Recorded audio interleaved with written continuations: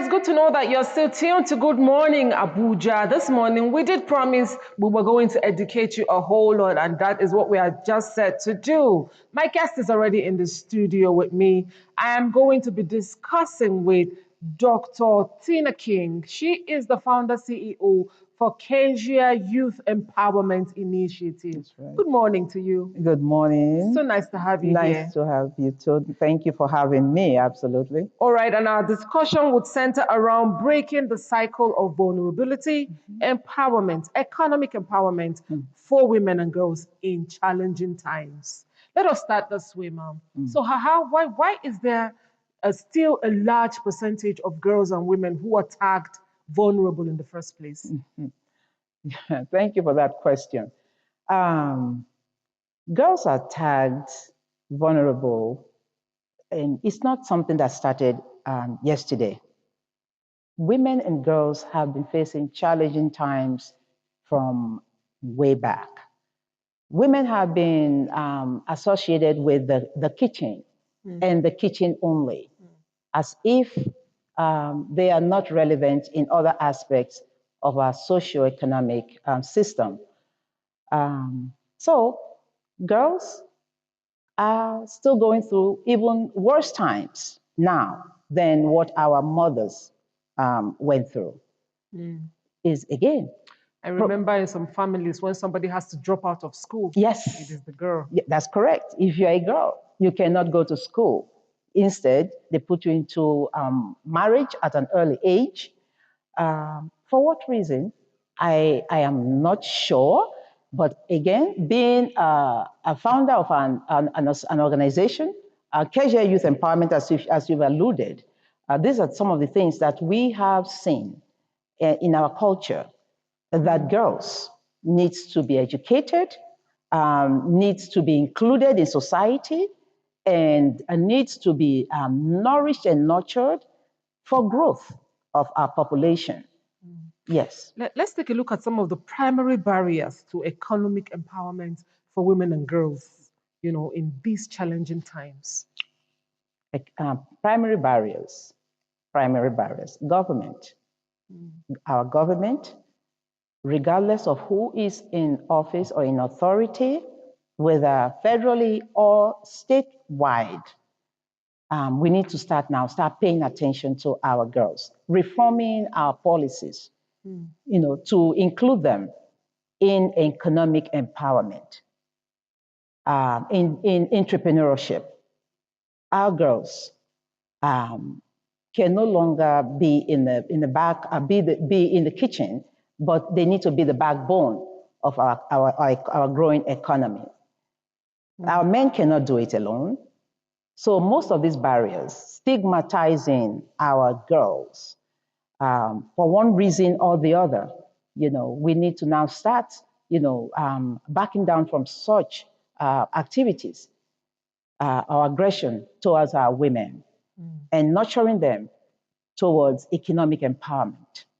If we placed emphasis on education and skills acquisition for the girls, how can it tackle the root causes of this vulnerability? Thank you. Education and skill acquisition, that is one of a couple of our thematic areas in Kezia. Yes, and applying those two principles is called, we give training.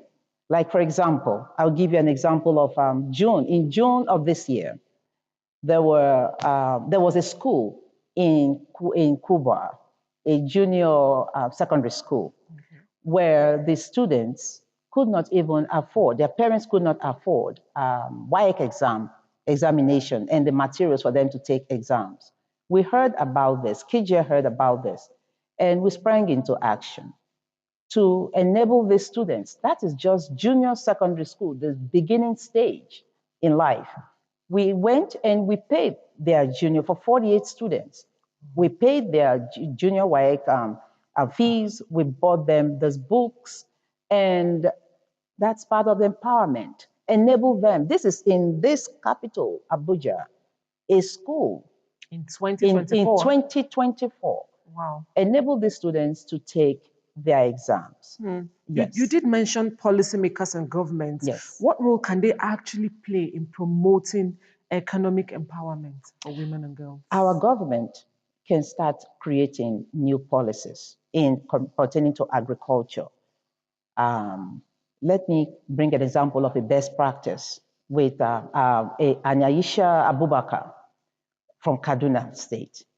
She was a minority farmer struggling in farming, but an NGO stepped in and helped her to build an agribusiness that she's able to employ more staff and building part of building our economy.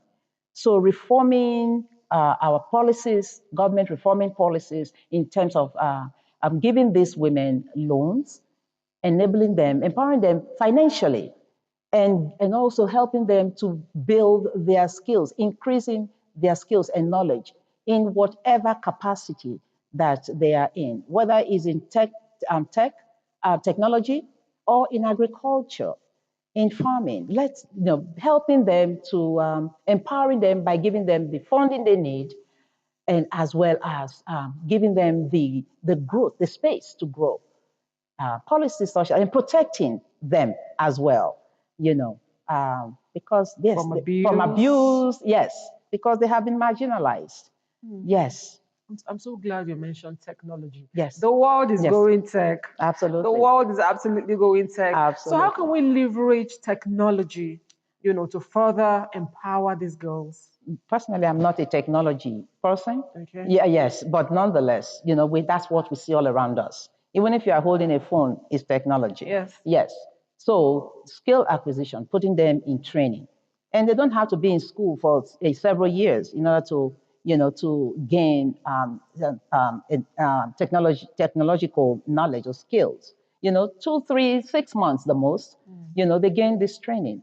We can have a program that helps them to get this training, putting them in situation of vocational schools to enable them to get these trainings, to apply these skills in the agriculture businesses, as well as whatever And they even want to invest in. probably to learn remotely.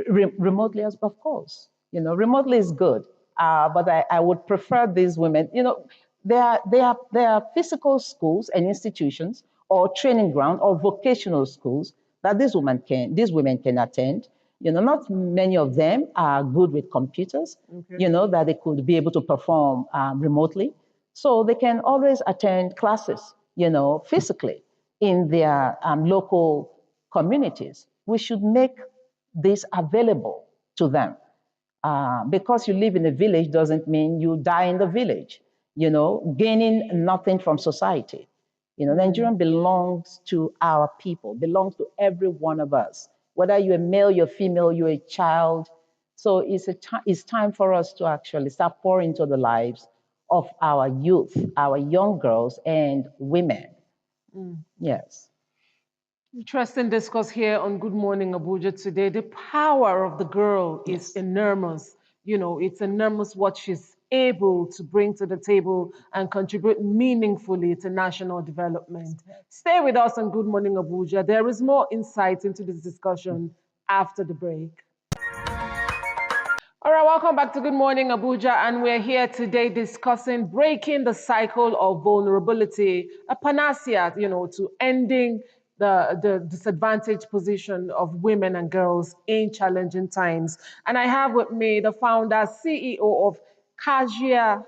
I hope I got that right. Kajia Youth Empowerment Initiative, Dr. Tina King. Ma'am, how can we? What are this? Let's talk about some successful strategies you've seen in empowering women and girls. What are some of the successful strategies that you can share with us from your experience? Thank you very much for that. Like I mentioned previously, what was done just this June, right here in Abuja. I will also give you an example of another team of women that were empowered by Keja Youth Empowerment Initiative. This was in Boari community. in terms of agriculture. There are these women who, are devastated, don't have ways of progressing in their farming. And KJ Youth Empowerment Initiative went to Bari community. About, I think, about 100 women. We provided for them seedlings for them to plant. We taught them how to plant these seedlings in order to produce food for themselves and their household. And many of these women were single women with children, you know. So, things like that. Government can step in as well.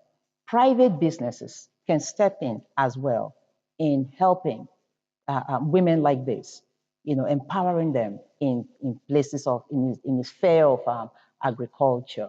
So that's, yes. Like I also mentioned, there are Miss Abubakar, Aisha Abubakar in Kaduna, who did similar thing, empowering women today with her business. A woman who started very little and didn't get any help from nowhere. But an NGO stepped in and trained her and helped her and provided for her. And she got the resources to be empowered. And here she is empowering others today. Let me delve into your personal life a little bit. Thank you. Growing up, Yes. were you ever disadvantaged? Were you ever vulnerable? Did you ever have to handle such challenges? And how did you end up this successful? It's the grace of God. But nonetheless, my personal life, I grew up in Delta State by my late parents, Chief Orode, Samuel Orode, and my late mother, Rachel Orode, raised me up. I am the youngest of 7 children. Oh, wow. Yes. We did not go through this, what I see today happening. My parents were hardworking. My mother was a business owner. My dad was in construction. So we enjoyed life. I would call it the middle class standard. I was in a boarding school throughout my life, from elementary school all the way to secondary school. So I did not experience what I see happening today. Maybe that is the reason why when I see it happening to our women today, it breaks my heart. Recently, I've been, since I've been in this country, since 2015 or 2016, I came into this country and I saw young girls, young boys who were supposed to be in school, chasing after cars, doing hawking.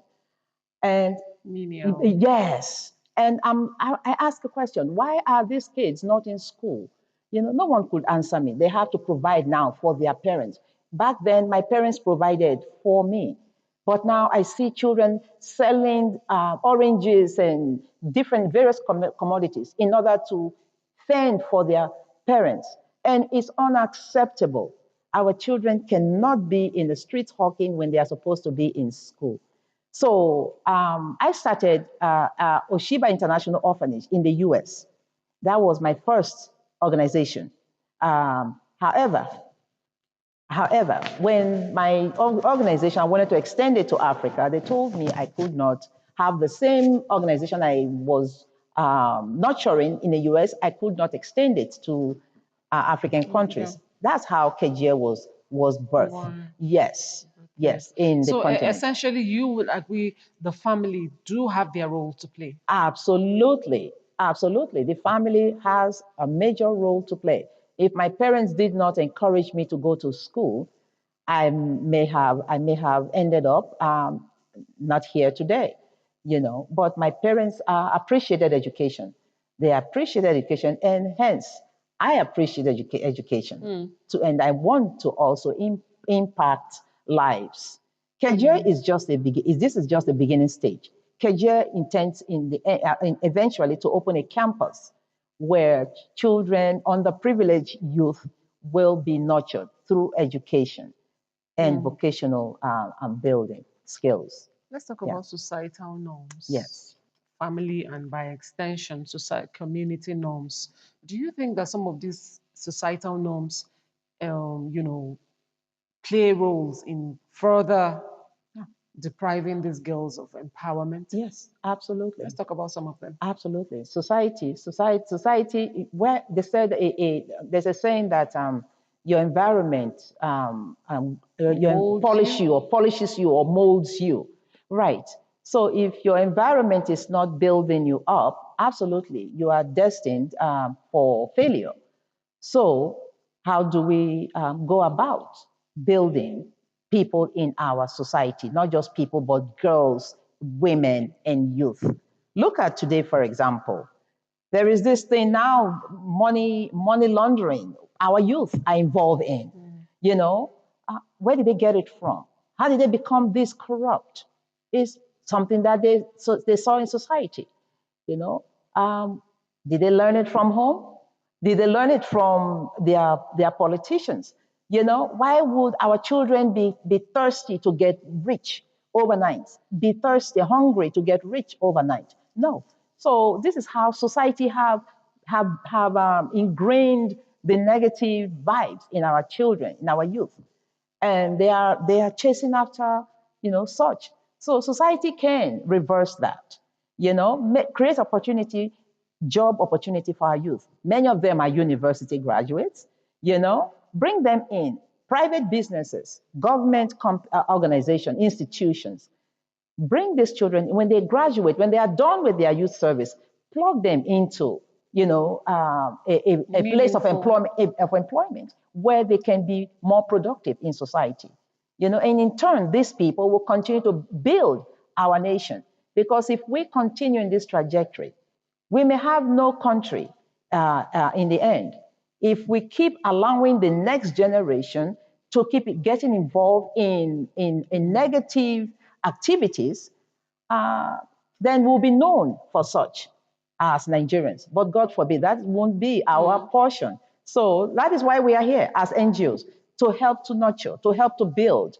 However, we can contribute to society to make our children stronger, better, to take on after this generation is out. That is why we are here. And that is what we must do. And it must be a collective effort.